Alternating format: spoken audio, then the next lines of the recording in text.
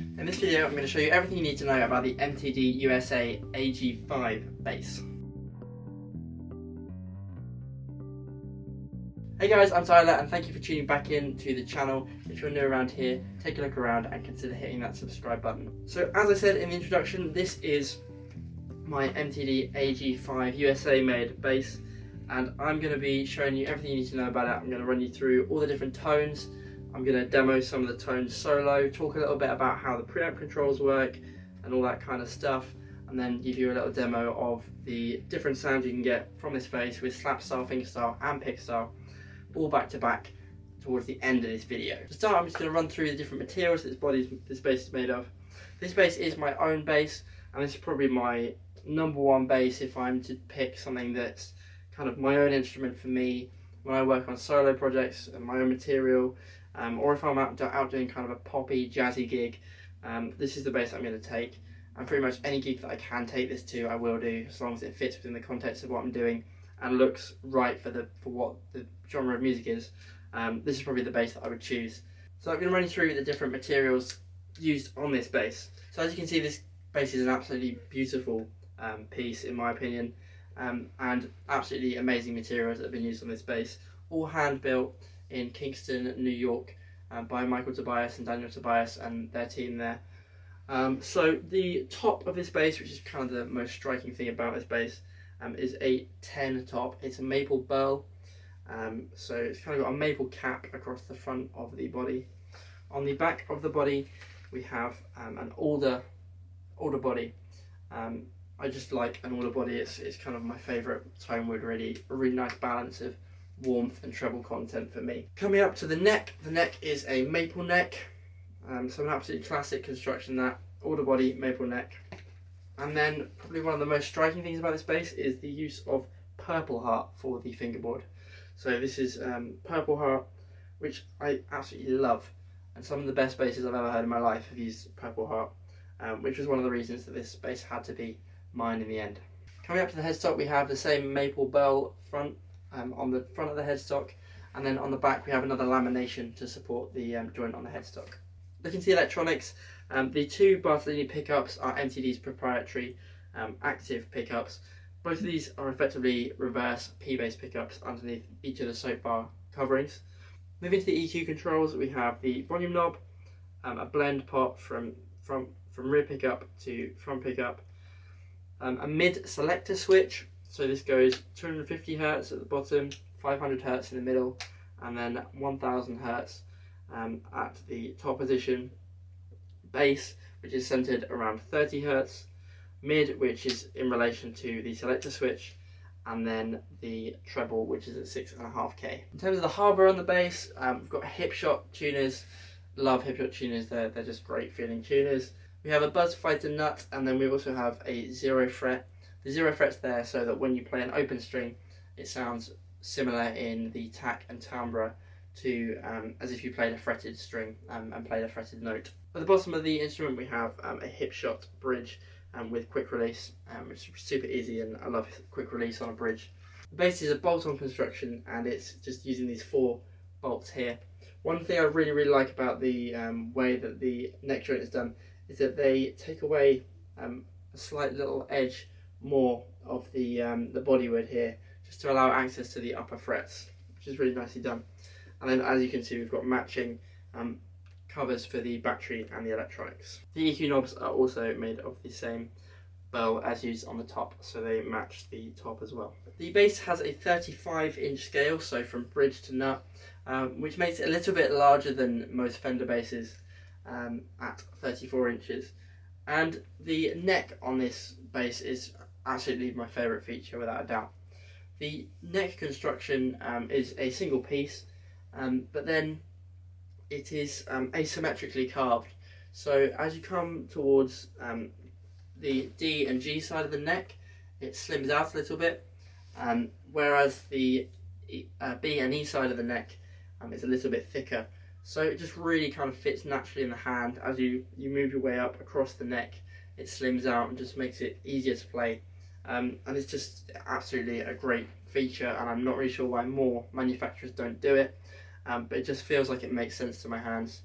and I really like that. In terms of how the neck feels as you move up and down it, down in the lower registers there's plenty of body and chunk and a decent amount of wood, particularly on the B and E side, which makes it feel super solid. Then as you come up kind of towards the 9th fret and definitely by the 12th fret, it's kind of pretty equal across the neck, a real flat, slim feeling profile, which just makes it super simple to access the upper register notes. But at the same time, you don't lose that solidity from having a super slim neck down when you're playing right in the low register. The last thing to mention is that the ergonomics of this bass are amazing in terms of how the bass sits.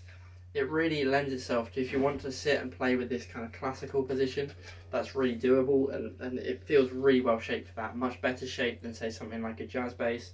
It just sits really nicely there. But at the same time, if you want to sit with it on the right knee, it also sits really comfortably there.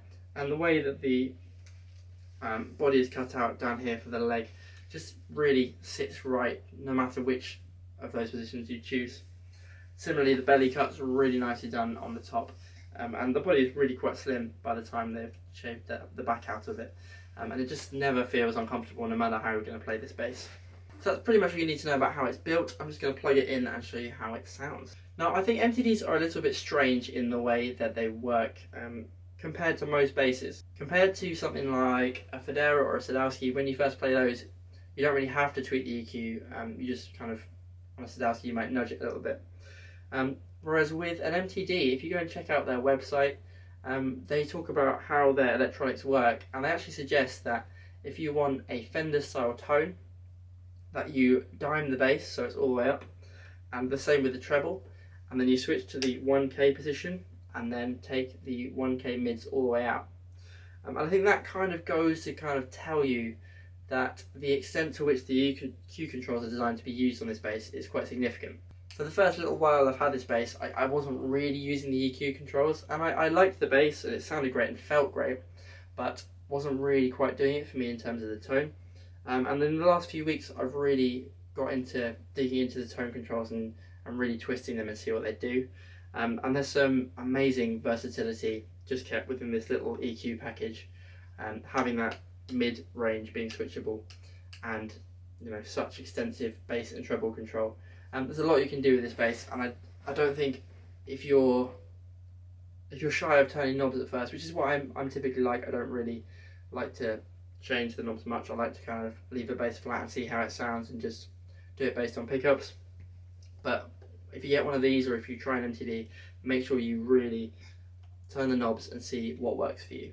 Obviously, having said that, I can't run through all of the tones that's possible from this bass.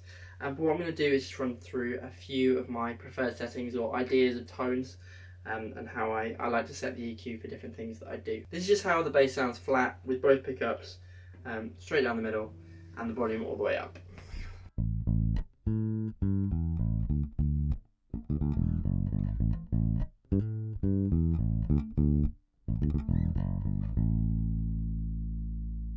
So that's really solid, but kind of fairly low output in comparison to as soon as you engage the EQ fully. So that's the neutral setting. I think it has quite a Fender-y kind of sound to it, fairly neutral, fairly warm. I think that's really as a result of the body wood and the neck wood. It's a classic combination. I'm going to start really delving into the EQ now. So what MTD suggests as their Fender sound is to back the mids off all the way at 1K, so the mid switches all the way to the front, and then to turn the treble all the way up and the bass all the way up. But because of the construction of this bass, I think it sounds a little bit more authentic just to play it at kind of 80%, 90% of the bass and treble. So here's that setting.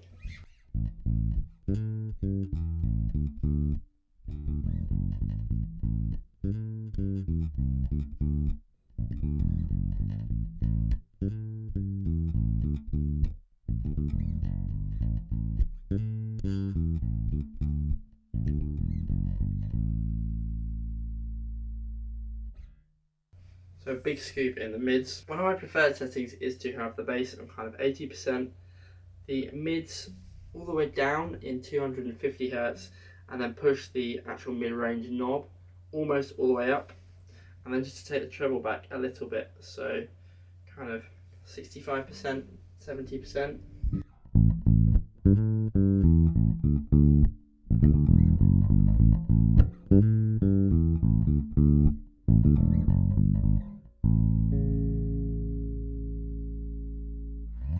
Really thick, punchy mid-range there, suits fingerstyle stuff. Also, if you switch that to the bridge pickup and blend just a little bit at the front pickup into, so 25% front, 75% bridge.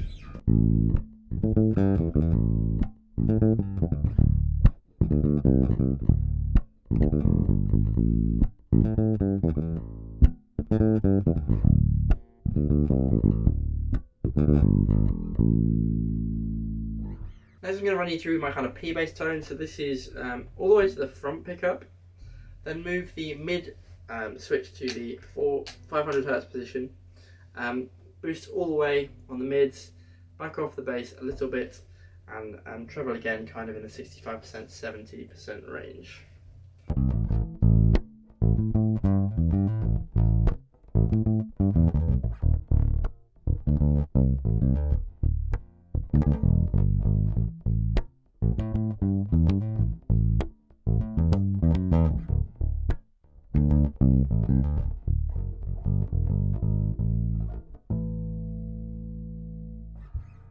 If you want to go for a more old school P tone, roll that treble off all the way as well. Keep the mids all the way up, and a tiny little bit more bass as well.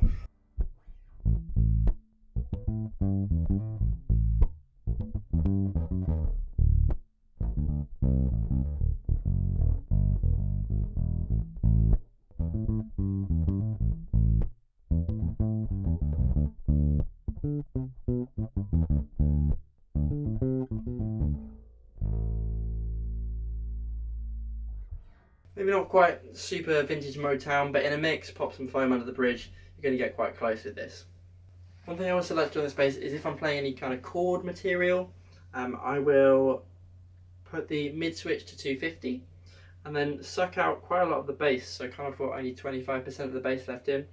The mids up to kind of 80%, and then the same with the treble as well, just to give it kind of more of that guitar-like mid-rangey sound.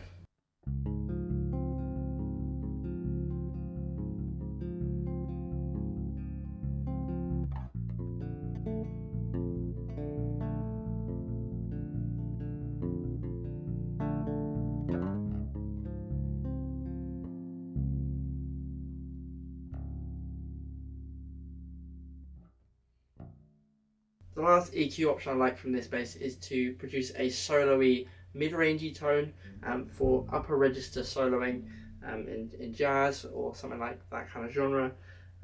And my setting for that is to have the pickup selector so that it's 2/3 bridge, 1/3 front pickup. Put the bass right down the center, so 50%. Have the mid-range all the way up, and that's on the 250 Hz setting. And then the treble backed off just a little bit, so kind of 40% treble. And this is the kind of sound that achieves.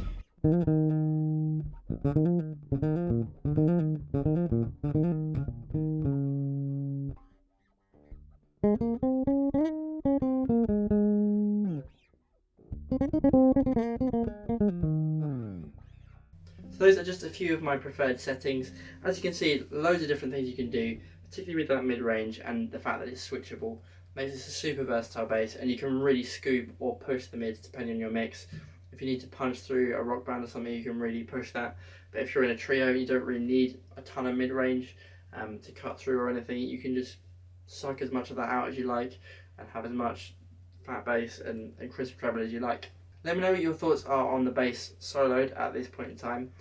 Next we're going to take a look at a few of the settings that I like in the context of a mix with drums. As I've said already in this video, I can't run through every single setting because there are just so many options, but hopefully this gives you an idea of the wide variety that you can achieve from one of these basses.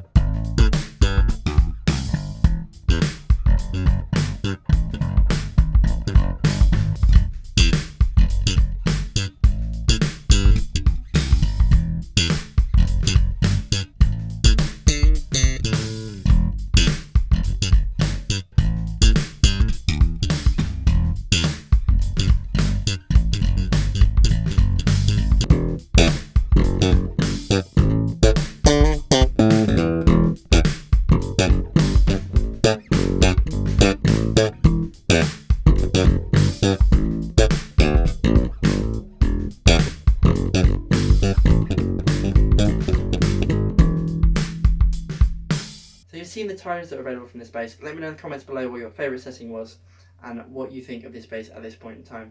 I'm just going to run you through my conclusions on the bass itself. So as I said earlier in this video, I really love this bass. Obviously this is kind of my main bass. It's also my most expensive bass out of all the basses I've played. But for context, I sold a Fodera in order to buy this bass and had them head to head in the shop next to each other, and this no doubt blew it away. The construction on this bass is really right up there with the Fodera. Obviously it's bolt-on, which actually suits me much better. I don't actually really like neck-through construction. I've tried for ages to really like it. A variety of Yamahas and really high-end basses that I've owned and tried to love the neck-through thing, and it just doesn't work for me. I prefer the attack of a bolt-on neck. Obviously this is an absolutely amazingly made bass. Every little bit of it just is super well crafted, and I think that's something you find with one of these, an MTD, a Fodera. That level of bass, you look on it and you can't see anything that's wrong with it. They are really perfectly made, obsessively made instruments that are, you could do almost anything with either of them. It's just really what your flavour and preferred sound is. For me, I really like the option that the treble extension of this bass has. It almost gives it a guitar-like quality, and I use this for a lot of composing. I use a lot of chords and soloing and stuff like that. And for those kind of styles of playing, I don't think there's much that could rival it for me. The one thing that you're not going to get from this bass is much of a passive organic tone. I don't really think it has that. It just has a very clear hi-fi sound.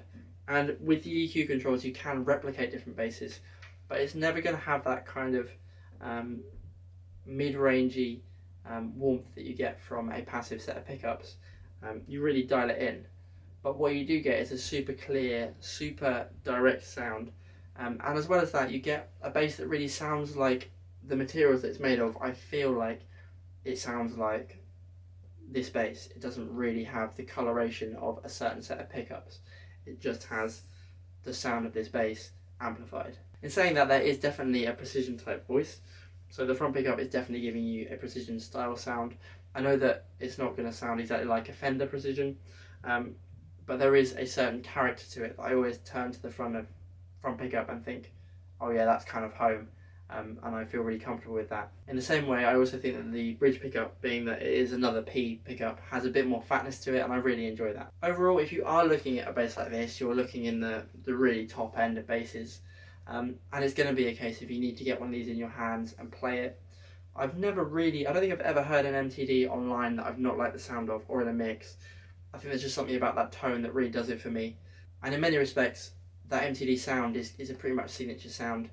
If you look at any of the artists that have signature models, pretty much all of them are diming all the controls. So it's treble all the way up, mids all the way up, and bass all the way up. And I think that does give them a real MTD sound. But I think there's also so much more that you can do with these controls, and so much variety that you can bring, and so many ways that you can fit in a mix or make one of these basses your own. Overall, if you're looking at this level of bass, don't forget to give MTD a look. They're kind of lesser known in terms of, you always see people playing Foderas, and you see people grabbing Ken Smiths or Sadowskis, but these basses are right up there, if not equal or better than those basses from what I've played. But please, if you are going to spend this kind of money, make sure you get out there and check them out, play it, and see how you feel about that bass overall. Those are my thoughts on the MTD USA AG5 bass, the Andrew Goucher signature model. Let me know your thoughts on this bass in the comments below. And don't forget, if this video has been helpful to you, hit that like button and consider hitting that subscribe button and the notification bell to keep up to date with the latest of my videos and my content. Thank you so much for watching, and I'll see you around soon.